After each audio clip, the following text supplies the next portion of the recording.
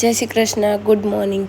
હવે actually good morning પણ હતું વીકેન્ડ, એટલે અમે ઓફિસેથી લંચમાં બહાર ગયા હતા. બહાર ઇન ધ સેન્સ કે કોર્પોરેટ લાઈફમાં એવું હોય કે તમારો બર્થડે હોય ને તો તમારે બધાને પાર્ટી આપવાની. તો આજે અમારે જીલ મેમનો બર્થડે હતો, તો અમે ગયા હતા જકાસમાં ચાઇનીઝ લેવા.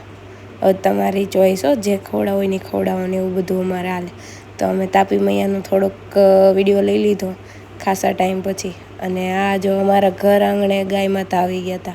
પછી મેં કીધું સાંજે ચલો ફ્રેન્ડ્સને મળવા જઈએ. તો ત્યાં ખાધું મોમોઝ ને સેન્ડવિચ. પછી સમર સિઝન એટલે ગોલો તો હોય જ.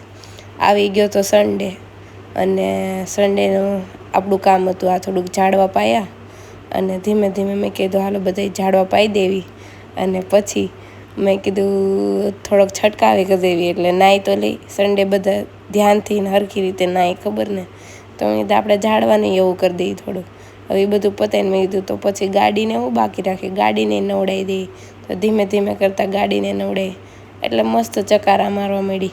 તો આપણે મસ્ત રીતે પહેલાં મેં લીધું તો બોડી વોશ અને હેન્ડ વોશ એવું કાંઈક કરીને મેં મિક્સ કરીને પહેલાં ધોઈ, એટલે એકચ્યુઅલમાં નવડાવી હતી, બરાબર.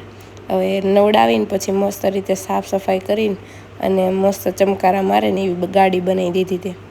અને પછી શું હોય, હવે આ બધી ગાડી સાફ કરતાં કરતાં પાણી ઢોળાણું જ હોય.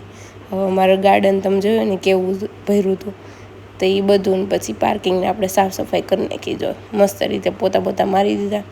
અને પછી હતી મારા પપ્પાની ને એની પ્રીમિયમ લીગ, એટલે ત્યાં જોવા વહી ગયા. અવાજ થોડોક છે ને મારો ખરાબ થઈ ગયો, એટલે ઇગ્નોર કરજો થોડોક. અને આ મસ્ત મેચ રમાતી હતી. પણ કોક હોય ને કે વિડીયો લો ને તો આડા આવે, એ આડા.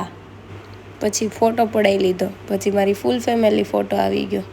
જવું તો પડે જ ને પપ્પા રમતા હોય તો.